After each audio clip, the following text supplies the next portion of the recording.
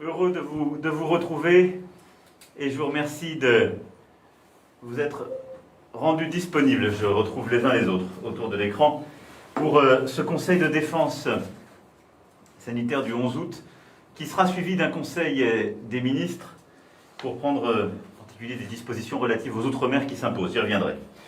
Et en effet, je tenais à ce que nous puissions réunir ce conseil sanitaire car sous l'effet du variant dit Delta, et le ministre de Solidarité et de la Santé reviendra dans un instant, la situation sanitaire est plus que délicate et impose notre mobilisation. En effet, pour la caractériser en deux mots, nous avons dépassé en début de semaine les 9200 hospitalisations pour Covid, un niveau que nous n'avions pas atteint depuis le mois de juin.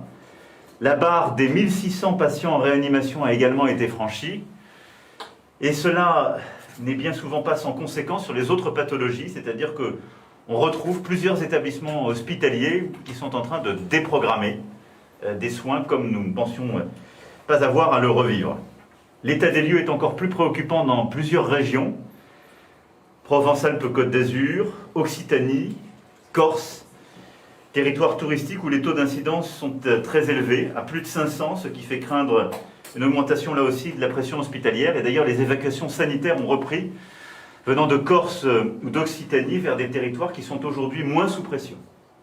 Et donc d'ores et déjà, nous sommes confrontés dans plusieurs territoires à des déprogrammations et à nouveau, nous revivons des évacuations sanitaires. Et dans les trois régions que j'évoquais, les plans blancs ont été activés par le ministre et le DGS. Plus encore, ce sont les territoires d'outre-mer où un scénario d'urgence est aujourd'hui devant nous. S'il fallait faire la démonstration que la vaccination est le moyen le plus efficace de répondre à ce variant Delta, malheureusement, nos Antilles en délivrent, si je puis dire, une démonstration cruelle. En effet, sur ces territoires, la vaccination est encore à un niveau très bas, un tiers du niveau de la France hexagonale. Environ 20% des personnes de plus de 12 ans sont complètement vaccinées, contre près de 66% en métropole. Eh bien, aux Antilles françaises, l'augmentation des contaminations se traduit en effet par une explosion des formes graves. Les capacités hospitalières sont qui plus est contraintes par le caractère insulaire, avec un risque de saturation important.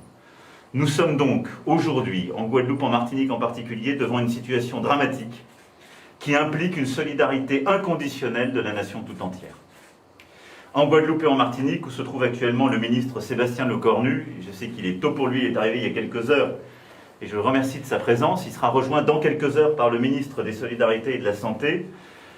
Les hôpitaux sont déjà saturés, ce qui nous a conduit à reprendre des évacuations sanitaires, à faire appel à nos armées. Je remercie une fois encore la mobilisation du service de santé des armées, et également à l'envoi de soignants et de pompiers volontaires depuis l'Hexagone. 231 soignants et 70 pompiers sont partis mardi après-midi vers nos Antilles pour augmenter nos capacités. Je veux ici saluer le courage, le dévouement de nos compatriotes qui combattent la maladie, le dévouement aussi de nos soignants qui, très clairement, sauvent des vies dans un contexte extrêmement difficile. Mais nous ne céderons rien et la solidarité sera complète. Les autres départements et territoires d'outre-mer ne sont pas épargnés. Nous reviendrons tout à l'heure sur le cas de la Polynésie française, qui connaît une même trajectoire et qui justifie de devoir prendre sous une forme de conseil des ministres des décisions importantes. Nous sommes aussi extrêmement vigilants pour ce qui est de la situation en Guyane, Réunion et Mayotte, où l'augmentation est là. Tous nos territoires ultramarins sont confrontés, en raison de leur insularité et des capacités limitées sur le plan hospitalier, évidemment, à ce risque d'augmentation. Face à cette situation, notre volonté est toujours la même, protéger les Françaises et les Français. Par-delà toutes les polémiques, par-delà toutes les manipulations et toutes les facilités, c'est le seul devoir du gouvernement et le mien. Nous l'avons fait par le passé en décidant des mesures de restriction et de fermeture, comme le couvre-feu ou le confinement, et c'est d'ailleurs cette voie que nous avons dû continuer à choisir dans les territoires d'outre-mer en raison de la faiblesse du taux de vaccination et de la saturation hospitalière. Et je veux ici remercier, au-delà des ministres que je citais à l'instant, nos préfets, les élus qui ont manifesté l'esprit de responsabilité et l'ensemble des services qui ont su se mobiliser. Nous pouvons encore éviter ce scénario dans l'Hexagone grâce à une arme que notre pays détient et que nombre de pays dans le monde n'ont pas la chance d'avoir à ce stade, je le rappelle, c'est le vaccin. Je le redis, tous les vaccins disponibles en France sont efficaces. D'abord, ils évitent les formes graves, et ça a été maintenant démontré. Ministre convoqué dans le dossier que nous allons parcourir, des études très claires, mais tous les pays européens le montrent de la même manière. Quels que soient les variants, les vaccins sont une assurance tout risque contre la réanimation, comme le montre l'expérience des soignants sur le terrain, comme les études menées partout dans le monde. Et deuxièmement, ils réduisent très fortement la contagiosité et donc les contaminations. Notre objectif, et l'objectif que je vous fixe est donc très simple, c'est la vaccination de tous les Français qui peuvent être vaccinés. Nous sommes à cet égard en bonne voie. Nous avons, ces dernières semaines, marqué une très forte accélération de notre vaccination. Nous avons plus de 45 millions de Françaises et de Français, 45,3 exactement à date, qui ont reçu au moins une dose. Autant de témoins, il s'agit de solutions parfaitement sûres. Et nous avons près de 38 millions, 37,8 pour être précis, qui ont ce qu'on appelle un schéma vaccinal complet. Cependant, on observe ces derniers jours un ralentissement dans les prises de rendez-vous, et l'enjeu est donc d'accélérer. Je veux que nous puissions là aussi, durant ce Conseil, prendre des décisions claires en la matière, tenir au moins la cible de 50 millions de primo-injections à la fin du mois d'août. Les doses sont là, les personnels sont mobilisés, il nous faut maintenant inciter le plus grand nombre à franchir le pas. Et en particulier continuer la politique du aller vers les personnes les plus âgées ou les plus vulnérables qui ne sont pas encore vaccinées. Grâce au vaccin, nous pouvons, malgré la forte progression du virus, éviter des restrictions et des fermetures. Grâce au vaccin et au pass sanitaire, étendu depuis le début de cette semaine, les établissements recevant du public, comme les lieux de culture, les salles de sport, les cafés, les restaurants, les grands centres commerciaux, tous ces lieux où se rassemble un large public peuvent demeurer ouverts. Et nous allons également faire le point sur la mise en œuvre du pass durant ce Conseil, qui a conduit d'ailleurs à ce que plusieurs pays suivent l'exemple, que le Danemark avait donné un peu avant nous, que nous avons imprimé par un texte de loi et qui est maintenant pleinement déployé en France et suivi par plusieurs États américains, par d'autres États européens. Mais dans ce moment, je veux ici dire que l'ensemble des responsables de ces lieux, qu'il s'agisse des lieux de culture, comme des gérants d'établissements, qu'il s'agisse de cafés, d'hôtels, restaurants, de boîtes de nuit, l'ensemble de ces professionnels savent d'abord que le gouvernement, l'État ont été là lorsque les temps difficiles étaient présents.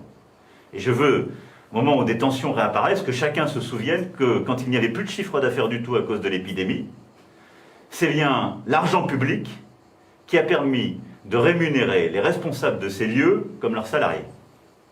Il est donc légitime, comme on le fait d'ailleurs pour beaucoup d'autres risques, de demander une part de responsabilité à ces gestionnaires.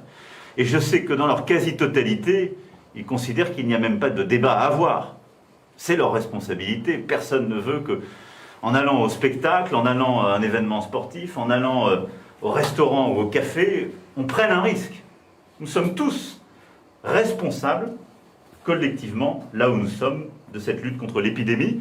Et il n'y a aucun secteur qui pourrait agir comme si rien ne se passait et comme s'il n'y avait pas d'épidémie qui tournait. Je veux donc les remercier pour leur esprit de responsabilité, leur contribution à cet effort de la nation dans ces temps difficiles, et leur dire aussi que si nous mesurons les contraintes, nous n'avions pas d'autre choix, car c'était cela ou la fermeture du pays.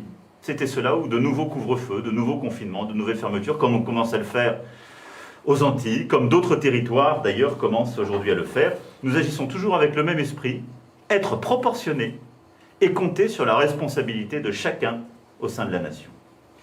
Nous mettrons également en place dès la rentrée, dans l'ensemble des établissements scolaires, de grandes campagnes de vaccination. Nombre de jeunes Français ont spontanément pris rendez-vous ces dernières semaines. Et pour les collégiens, lycéens, étudiants, il sera donc possible de se faire vacciner sur les lieux des cours. Et nous allons y revenir également pour mettre en place cette grande campagne de vaccination. Et enfin, nous engageons les préparatifs pour les rappels de vaccination pour les personnes âgées de plus de 80 ans et particulièrement vulnérables dès la rentrée. Et là aussi, pour les rappels vaccinaux, nous aurons l'occasion de décliner les décisions qui devront sortir de ce Conseil. Voilà, Monsieur le Premier ministre, Mesdames et Messieurs les ministres, ce qu'en préambule de ce Conseil, je voulais partager avec vous. La crise sanitaire n'est pas derrière nous, très clairement. Et j'ai eu l'occasion de le rappeler à plusieurs reprises, nous allons vivre pour encore plusieurs mois, nous le savons, avec ce virus. Voilà pourquoi j'attends de nous tous concentration, vigilance quant au bon déploiement de la vaccination, à la réactivité.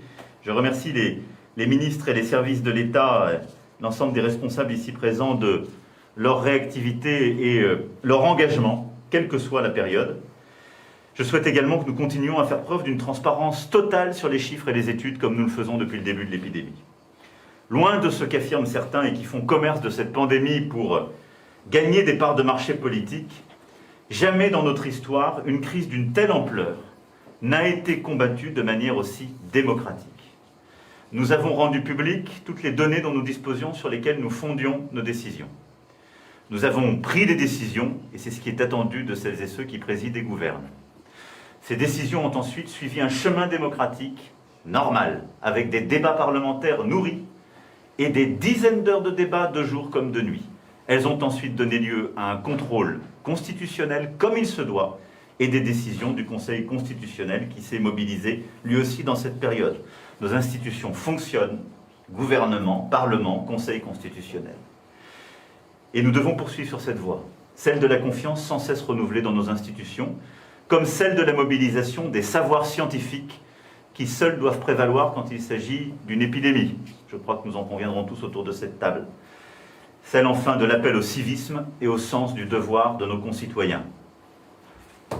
Clarté et transparence, fonctionnement démocratique des institutions, confiance éclairée dans la science et manifestation du civisme et de l'esprit de responsabilité de nos citoyens, c'est, je crois pouvoir le dire, la boussole qui est la nôtre et qui continuera de l'être, quoi qu'on en dise et quoi que certains pensent.